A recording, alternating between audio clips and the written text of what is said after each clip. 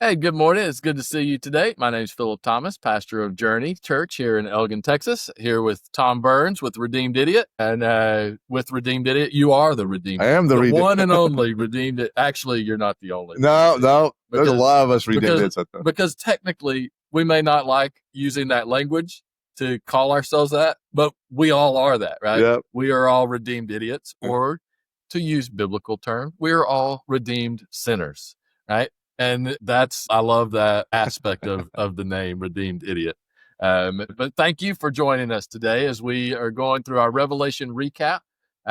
We're looking back at what talked about on Wednesdays. Again, we meet every Wednesday at 6:30 here at Journey Church. But then, as most people do, watching online, you can watch us or listen to us through our Journey Elgin Church app or through all the Redeemed Idiot pages, YouTube and Facebook and things like that. So we took a little bit of a detour. I don't know, can we call this a Revelation recap today? Because we really weren't studying the book of Revelation. We took a detour, and this detour is going to last a couple weeks, or a few weeks, and we are strictly in the book of Daniel. Correct. All right. I think most people will realize that, well, Daniel was an apocryphal book, which means a book that is talking about future things in mysterious language. That's what the word kind of, that's how we view it. It's a good definition. Right. Well, we view Revelation that way, and Daniel in the Old Testament has always been viewed that way. So is it just because they're both apocryphal books, or is there something bigger than that we must understand from Daniel in order to understand Revelation?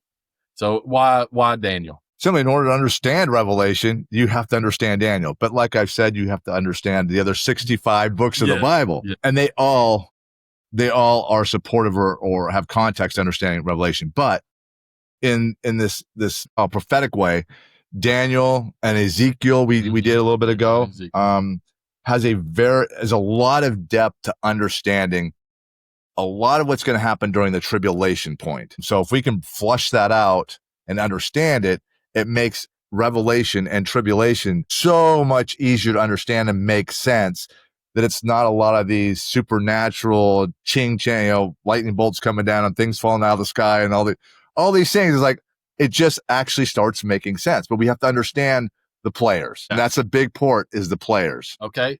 So, but we know that Daniel, yes, was prophetic, and he was talking to his people, and all of that was clearly because he talked about everything crashing down loosely. Yeah. Right. But we all know that happened in 70 AD when the temple came down. Mm-hmm. And that was the end of the Israel empire, if you will, right?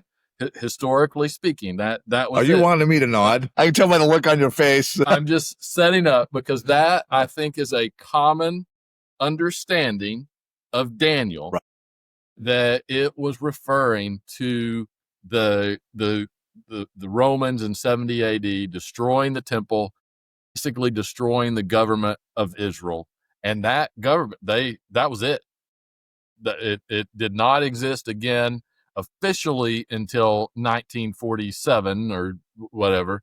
So for 2,000 years nearly, or 1,950 years, it's gone. I think the predominant view of most people would say that those predictions from Daniel, they were referring to that.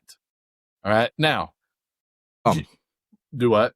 Some, I know. Yeah. Because some that they lead it into that. But there's also others that believe to Antiochus Epiphanes was the Antichrist and was fulfilled even before the Roman Empire came in. Now, so I'm glad you mentioned Antiochus Epiphanes. I have heard that name.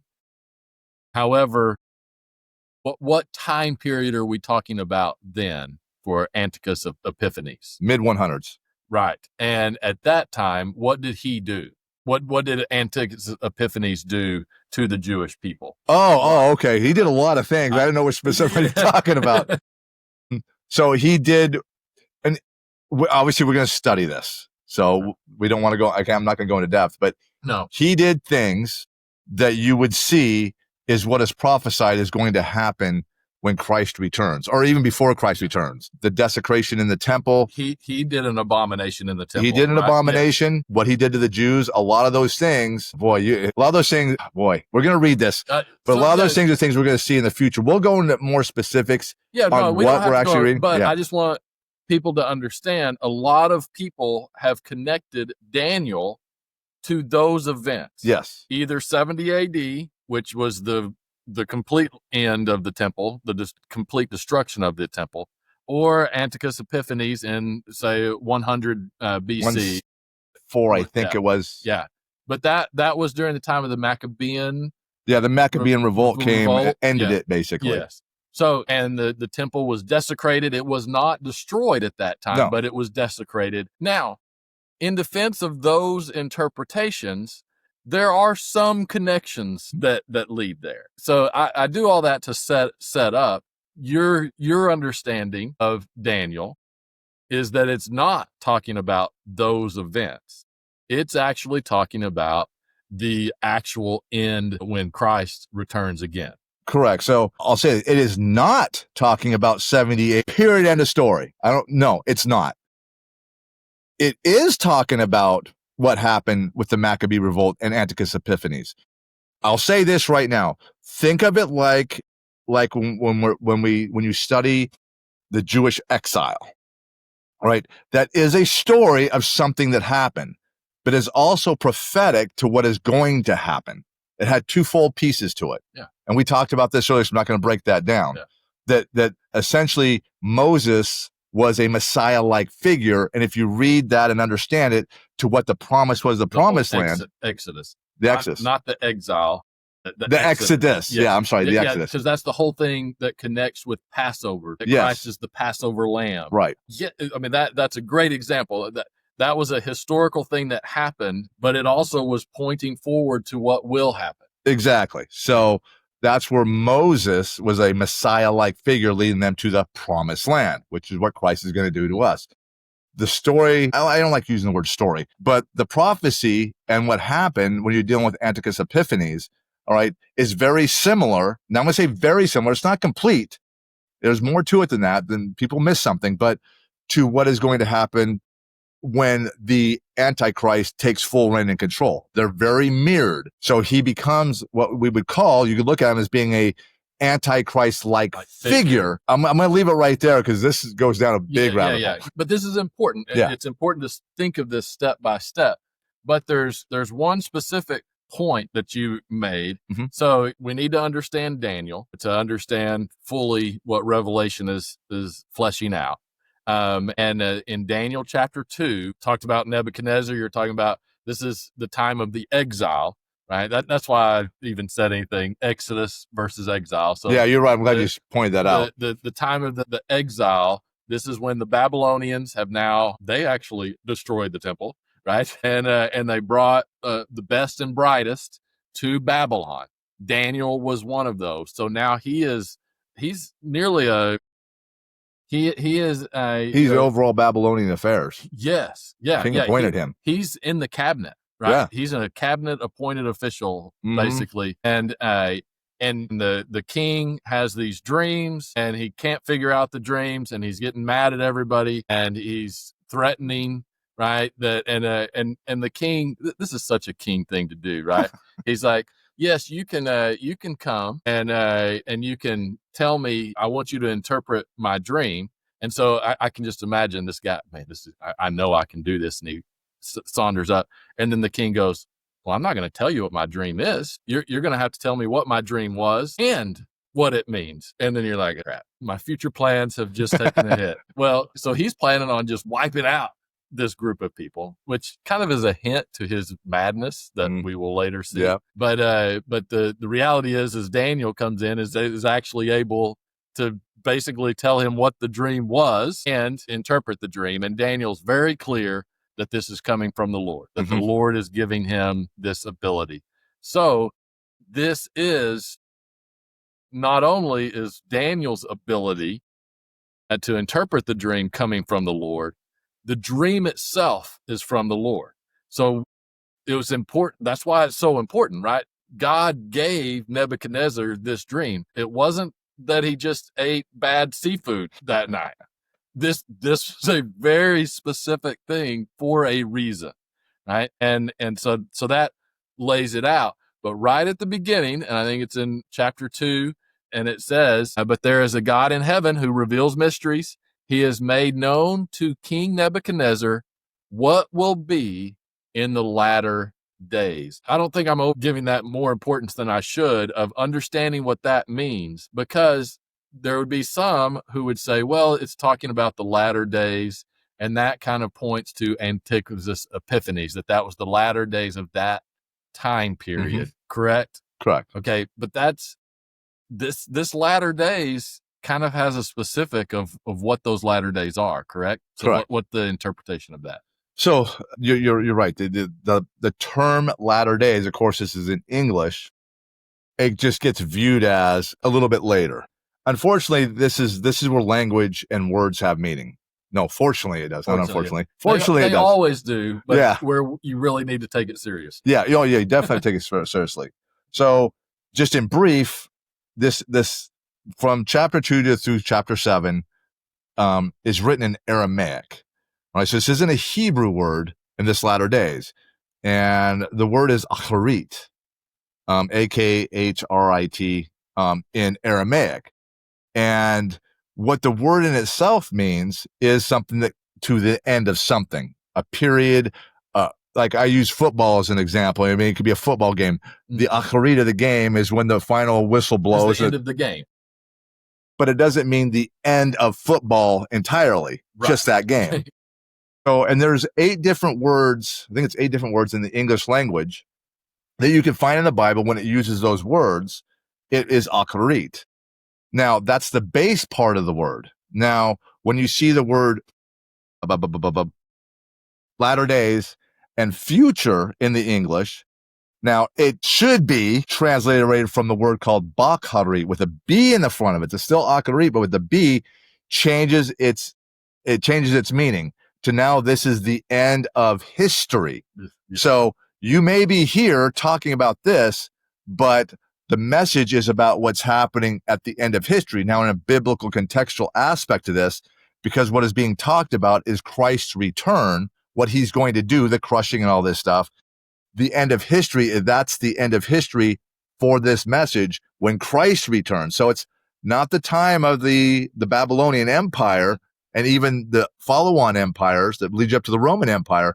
It's well beyond that. Yeah. It's the end of history, not the end of that period, the end of history. So that's where we can understand now this doesn't end with Antiochus Epiphanes. It doesn't end in 70 AD. That's not what this prophecy is about. So we have to break the words, break the context down.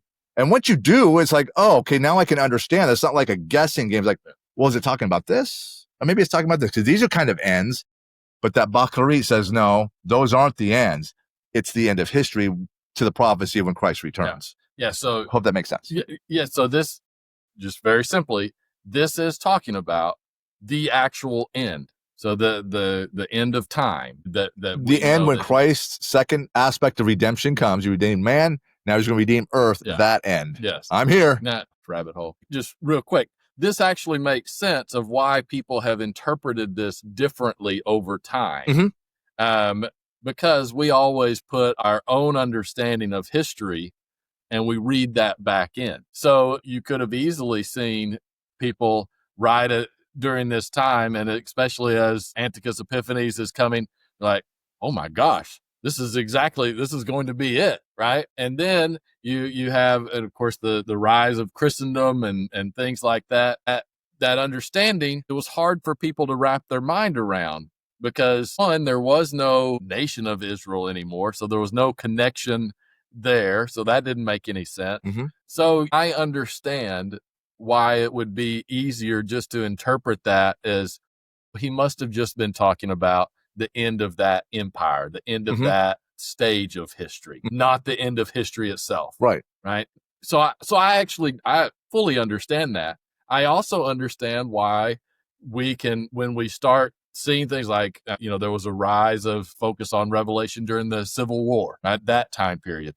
I can understand why. Like every war does that. That's right. Exactly. Same thing with World War II, right? And to be fair, same thing with the situation that we're in right now. As we look at what's going on in the world, the craziness in the world, we actually have more things to suspect that this could be the latter days, right? And now, do we fully know that? No, but we're paying attention to the signs. But the most important thing here is this clearly is referencing that return of Christ, the end of history that is a biblical, the biblical history, if you will. Right. And again, like we've said before, we know we sound crazy to most Christians and to all unbelievers. If you don't have a biblical worldview, we are completely loons. We understand that. But if we're right, and the Bible actually is laying out the redemptive arc of history from beginning to end, then what Daniel 2 is referencing is that end of that redemptive history, right? So, which is important to understand, especially as we get further into Revelation. Right. So I hope that, I mean, I just think that's very important to clarify why this is not referring directly to 70 AD or to Antiphus, Antiochus Epiphanes. Yes, that guy. It's not. It's actually looking to what is the very end. Right. Okay. All right. So the dream itself, basically, and we showed a picture of it. I don't know if I have the ability to put that up while we're talking. If I do, I'll try. But it was a statue, right? And it was a large statue and of Nebuchadnezzar himself. Of his dream. Of his dream. Yeah, it's what he's seen in the dream. Right. He only represented one piece of it. Yes. So let's the pieces of that were a head of gold, and then what's the next? Then you have kind of the chest and arms is silver, and then the skirt. The skirt. I know. So it's the waist thigh area right in here and that's bronze. Which again, all of this actually follows the way we talk about. We talk about the head, we talk about the upper body, the midsection, and the leg, and then the leg. Okay, so then the legs were iron, and then the feet and toes. Yes, which is interesting that it actually mentions the toes. That's weird. That's just just remember that for later because we're not getting in. But that's interesting, right? Normally, I would think you would just say "in the feet," and we all just know, there's toes on those. But it actually mentions feet and toes. Right. So those are the 1, 2, 3, 4, 5 sections. Right. Okay. So Daniel tells him this is what you saw, and then Daniel starts to interpret what those things mean. And if I'm skipping ahead and missing anything, stop me. But so let's just start. And I know it's going to get deeper, so we're not going to go into details. But what does the gold at the head represent? So the gold at the head represents King Nebuchadnezzar, his kingdom, his empire, which is Babylon. The Babylonian Empire. Yeah. So that kind of gives us a starting point, right? So again, we're talking about spiritual things moving forward here, but those spiritual things are enmeshed in history. So we know, looking back, that there was a Babylonian Empire, there was a Nebuchadnezzar. So that's the time period that we're talking about at first. So then it moves to silver. So what would, I know we're going to get deeper into this, not real deep, but what empire, what period of history does the silver part of the statue represent? So that will represent the follow-on empire, which will be the Medo-Persian Empire. Yeah, so the Persians came in and kicked out Babylon. And if you remember your history, or if you've watched the documentary movie The 300, that was the Persian Empire wreaking havoc, right? Yep. Like they made it all the way into Greece. So the Persian Empire was huge. This is jumping forward, but just to historical context, the Persians became the Ottoman Empire.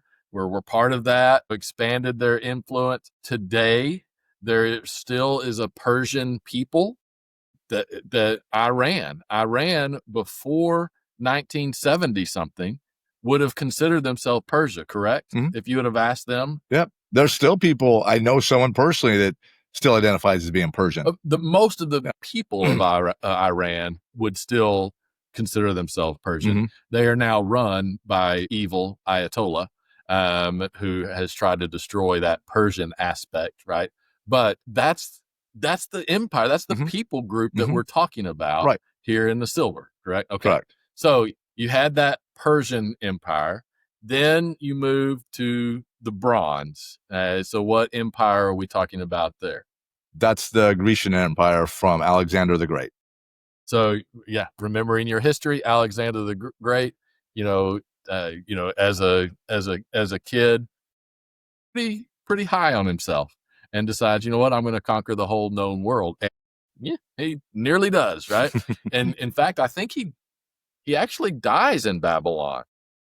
I think he was there whenever he died. And so he died in his 30s, possibly poisoned. We don't know, but I think that's right. But I mean, he basically moved down the upper Mediterranean, conquered all of that, conquered Egypt, conquered all of that area, and then was able to conquer Babylon, which is in Iraq. That's where Saddam was, right? I guess Baghdad is essentially Babylon? No. Babylon is about from Iraq, or I'm sorry, from Baghdad itself, because where I was about 50 kilometers. It's about 50 miles south. Yes, but that's the area we're talking about, and it's still recognized today. You showed some really cool pictures of the ruins of Babylon. So Alexander the Great got there and further, with the Greek. Now that didn't destroy the Persian people, but it destroyed their empire. And so now you have the Greek Empire. Alexander the Great dies, and that actually leads into the legs, correct? Right? So when Alexander the Great dies, it got broken up into what? It was 4, yeah. We'll get into all but I those, mean, we don't. But that became what? Obviously, the Roman Empire. Yes. Okay. So the legs are representative of the Roman Empire. Yeah, the iron legs. Yeah, the iron. Now, is there a symbolism of the fact that there are 2 legs? Yeah, actually. So since you asked that question, if you go back up to the silver, there's 2 arms. All right. So there is a Medo and a Persian Empire. Just the Persians were bigger than the Medes. So that shows the 2 different empires, if you will. Yeah. And then, yes, in the Roman Empire, it later in 395, it actually split, still an empire, but it split because it's so big and the politics and they just couldn't govern it by one emperor. So they actually put it in officially, split it to the Western, which was still Rome was the capital, and it was independent. And then Constantinople was the Eastern, which is in Turkey, came the West, the Eastern part of the Roman Empire, but wasn't called the Roman Empire. It was now the Constantinople Empire, if you will. But it was still the Roman Empire. Still, yes. Yeah. And so it split. Interestingly, that also connects with church history in a big way. You have Catholicism, what we would consider Catholicism today, that flows from Rome. And then from Constantinople, you have what we would call Eastern Orthodox, or the Orthodox Church. And that's kind of the foundation for the Orthodox Church in Russia. All of that area. So there's similarities, but there were definitely differences as well. Right. But Constantinople became the hub, if you will, of that the Orthodox faith, the Eastern Orthodox faith. Right. So that just. And if you don't know where it is, Constantinople, if you want to look up, it's actually Istanbul, very western side of Turkey today. Yes. Which that's important to know. All of the churches in Revelation were basically in Turkey. They were all in Turkey except for one was in both what would be modern day Turkey and Syria. Yeah. So if you want to be specific. So now we've gone through. To me, I think that is pretty obvious, or like if you're just connecting history. But then we get to the feet, and the feet are interesting because everything else has just been gold, silver, bronze, iron. The feet are a mixture of and of clay. And my first thought, we're not even going to get into the 10 toes. my first thought is why I mentioned the toes, but we're not doing that today, right? I mean, there's really no main reason. Depends on which way you take this. I don't want to jump ahead, but I also clay. That's interesting to me. Why would all of a sudden clay be a material? Because that I don't put that in the precious metals column, right? So let's explore what's happening with the feet. Right, so where do you want me to go with this? Exactly. I know this is so hard to. All right, so I'll go this. So the clay part, when you're reading Daniel, and you have it right there in front of you. In fact, let's read the couple verses that shows the 3 different types. Yes, okay. To give it clarification. Yeah, let's see. Potter, soft, and clay. So all right. So, and there shall be a 4th kingdom strong as iron. Iron breaks pieces, shatters all the things, and like that iron. 41. And as you saw the feet and toes, partly of potter's clay. Remember potter's clay. So that's one clay with a specific adjective, right? Yeah. Potter's clay and partly of iron. It shall be a divided kingdom, but some of the firmness of the iron shall be in it, just as you saw iron mixed with the soft clay. All right. So here's clay again, different adjective, right? And as the toes of the feet were partly iron and partly clay. So now no adjective, just partly clay. So the kingdom shall be partly strong and partly brittle, right?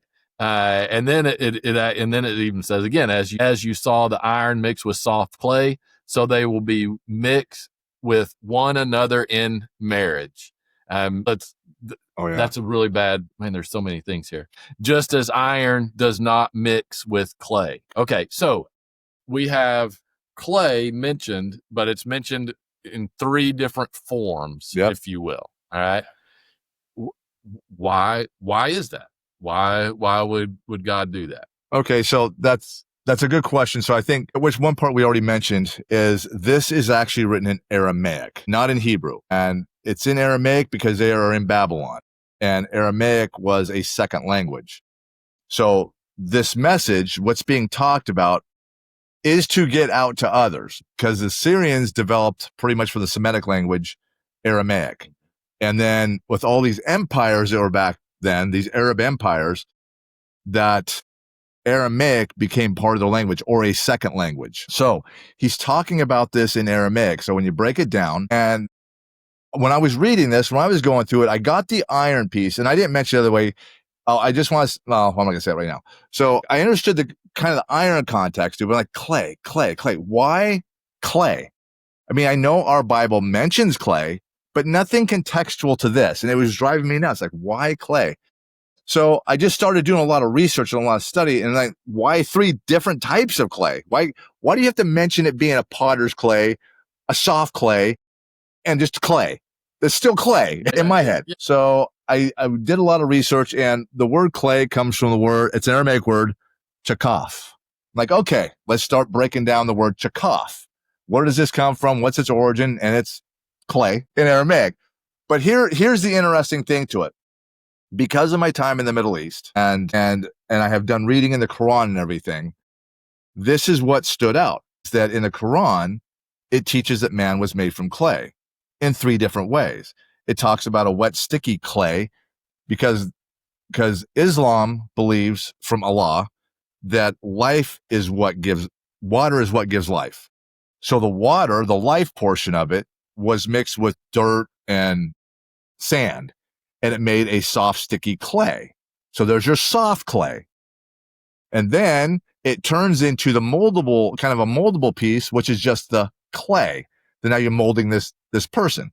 That turns into the hardened potter's clay that becomes a human. So in the Quran, it tells us that what they believe, that it is that man is made from a soft clay, that it is made from just clay, it all builds upon itself, and then a potter's clay.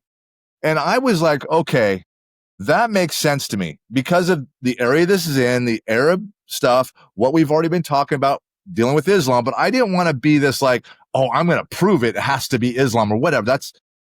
And I don't know the Quran enough to be like dogmatic, go, okay, I know everything about the Quran. I mean, it's not the Bible. I understand the Bible, but the Quran, let's be honest, I can't teach it. I couldn't go into, one of their mosques and like, okay, let me teach you the Quran, good, bad, or indifferent. Yeah. Because I don't know all the context. And me and you have had talks about this, where you get people take just a verse and go, oh, that's exactly what this says and means. Yeah. And it's like, you're not getting the whole context. It's not what it really says. I get why you say that.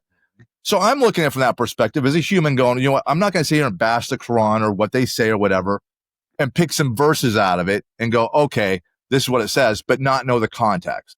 So I did a lot of digging. I'm not going to go in all the specifics, but there is a teaching on this because there was a question that was asked by someone who is actually, the word is an authority, and he's a Syrian-born Palestinian Saudi Islamist scholar, an authority, and they are strict textualism of the Quran and Hadith. So this is someone very knowledgeable on what the words mean, what it says, and almost dogmatic to it. It's like, okay, so I went through his study and his teaching on it, and what it came out being was exactly what Daniel says the clay is. The 3 different parts is exactly what the Quran describes it. Yeah. So therefore, you take Daniel, who's writing this and speaking it in Aramaic to an Arab people so they can understand who God truly is, because we all have that job. Even they did. So that when they are reading this or they hear this, they know that will resemble, especially today, that's talking about what our God said man is, not what our Bible says, dust and dirt, but actually literally 3 forms of clay. Yeah.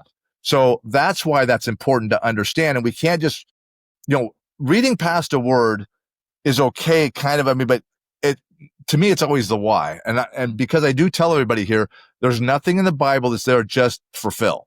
There's a reason why specific words are used. And why would not the word dust or dirt be used here? Just as what the Bible tells us in Genesis. That's exactly right. So, I mean, it's very clearly different. It's because we were from the dirt, not from the clay. And then there you have the different and the 3 different forms of clay. So it takes away the coincidence to it. And the fact that it is written in Aramaic. So that would have been to the Arab people where they could actually read this and understand this, right? Just real quick, I think this would be a good time to bring it up. If you look in the Old Testament, the vast majority of the Old Testament is written in Hebrew, which, obviously, right? However, there are sections that are not. Ezra has a couple of sections, and those sections are communication between and one of them is actually a decree written by the king. So, of course, it would have been in Aramaic. It was not in Hebrew. So Ezra literally put the words of that decree the way they were written in history, right? So that's pretty cool. But, But so it makes sense why you had Aramaic, because Ezra was a book written when there was lots of interaction between... And another exile. And it was the interaction between Arabs and Jews, right? Then and this is fascinating, in Jeremiah, which was written pre-exile, and then no one listened to Jeremiah, and so it was post-exile as well, right? So Jeremiah is warning, he's telling them, the people of Israel, you have to stop worshiping these idols. You've got to do this. They don't, and they pay the price for it. But in Jeremiah 10, this is in Hebrew, says, but the Lord is the true God. He is the living God, the eternal King. When he is angry, the earth trembles. The nations cannot endure his wrath.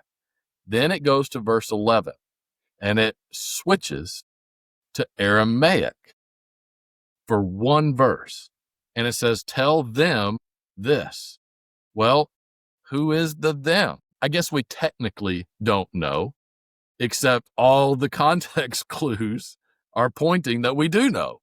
Right? Tell them, because now it's in Aramaic. You would use Aramaic to tell people who predominantly speak Aramaic this, right? So he's not telling, and Jeremiah was extremely harsh on his own people. In fact, that's what he did most of the time. But now he's saying, but tell them So he's not saying this is not for you anymore. This is for them. And this is all in Aramaic. He says, these gods who did not make the heavens and the earth will perish from the earth and from under the heaven. He's basically telling the Arab people that their gods are false gods. They did not create the heavens and earth, which is interesting because all of their gods they use them to explain the creation of the heavens and earth, right? And here Jeremiah is saying they did not do that. And he's telling the people of Israel, you need to tell them that, right? You need to tell them their gods are false. Now, we could look back at this and say, Jeremiah, do you know the fuse that you just lit? Everyone's going to be pissed at each other now for all eternity. Well, not eternity. For all of human history, they're going to be, and you're accurate in that.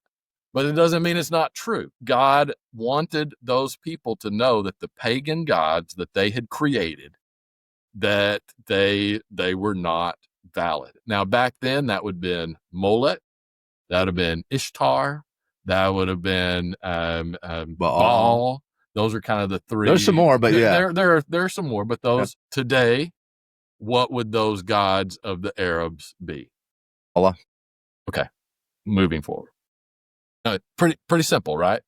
That appears to be what Scripture is saying. I mean, And remember too, if you read the stories of the Jews and their exiles and all this stuff, your brain wants to go, oh, they're exiled and they're just beat up, dungeoned, and kicked around and just treated like dirt. No, actually wasn't it, because of how God used his people and to show respect for these kings and these kingdoms, that they recognized that you do have a mighty God. Nebuchadnezzar states it. And in fact, we won't go into it, but I mean, he even tells his people after he already threw somebody into the fiery furnace because they tricked him. Yeah. And with Daniel, he's like, you will not disrespect, I'm saying this in layman terms, their God, this awesome God. They recognize him.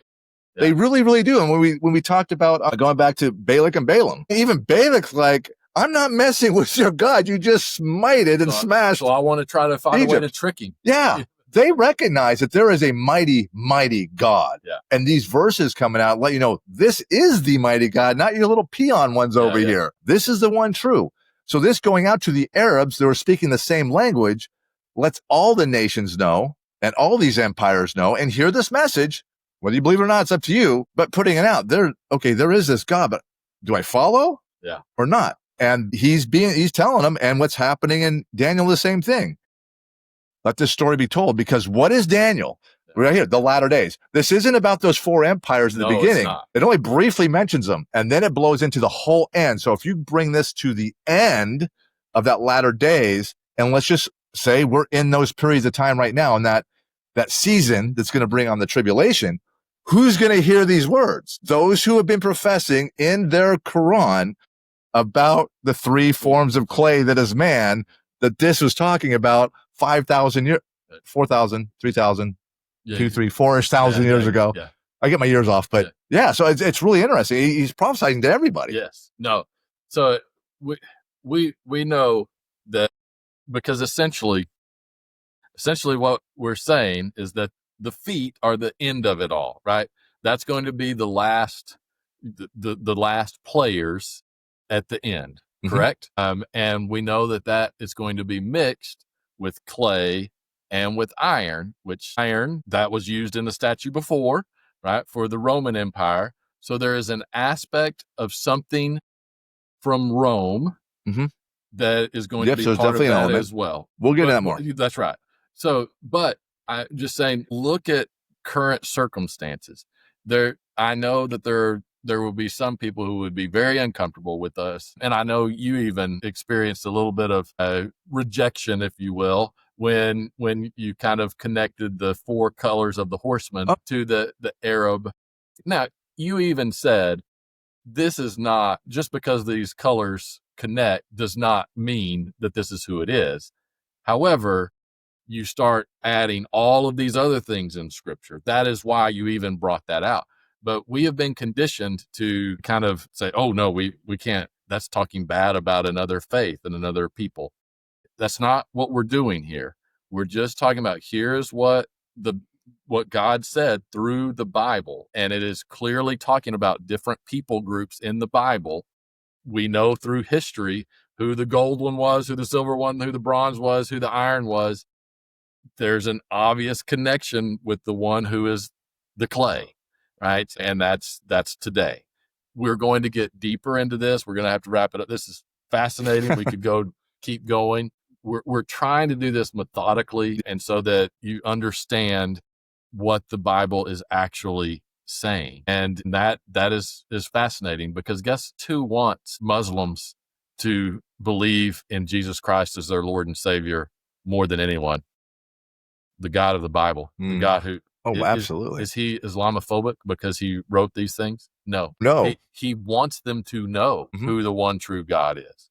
Right. And that's important for us to remember. Again, there's a reason that your ministry is named Redeemed Idiot. It's all about redemption. So even going through Revelation and going deep dive into Revelation, it's not just to go, oh man, we can unlock all the mysteries of Revelation. No, it's because redemption is what is important. And there's truth that we find in Revelation that is applying to today, that maybe you can use to get people to reconsider who God is. Right. And so I encourage you to do that. Any last things? We talked about marriage. Listen to that. It's actually not a marriage. Really? Let me just say it. Seed of man. Word in there, as it says in 43, as you saw the iron mix with soft clay, so they will mix with one another in marriage. That's not what it actually says. It actually were the one another in marriage. The phrase in it in Aramaic is zra anash, which means seed of man. So as you read it, it'd be as you saw the iron mix with soft clay, so they will mix with the seed of man. So you kind of see a three-phase mixture in a way. Yeah. And I'll just leave it there. Yeah. But make people think, oh, what? And that maybe there's a connection with the seed of man to the iron that connects with the clay. Right. We'll stop there. Hope you enjoyed that. Again, we're not doing this just because we think it's cool, but because we take the Bible seriously and we believe that this is true. And we know there are many other Christians who do not believe this. There are certainly those who do not have a biblical worldview who think we're completely off our rocker. But if this is correct, if the Bible is truly the Word of God, then it is pointing us and it is showing us the signs and what to expect. Oh, yeah. And very literally. Well, thank you so much for joining us. We'll see you next week. Thanks. See you.